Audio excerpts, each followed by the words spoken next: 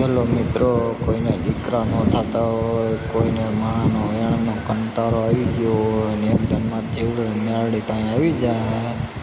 જો તમારી કળ બાવડું મેં દીધી હોય અને તમારી કળ પાસેથી દીકરો ન દેવરાવે તો તમારી જીવડો મેરડીને ખોટ લાગી જાઓ.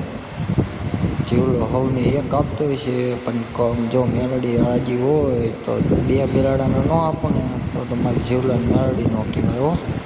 કોઈને ગમે એવા દુઃખ હોય, કેન્સરના રોગ હોય, જેવું ગમે એવું દુઃખ દુનિયામાં લઈને આવે અને દુઃખને ભૂકો કરીને પી ન જાય ને પાણીની જેમ, તો જીવલાને મેળવીને કોઈ માને ન હોય જગતમાં. તો જય માતાજી મિત્રો.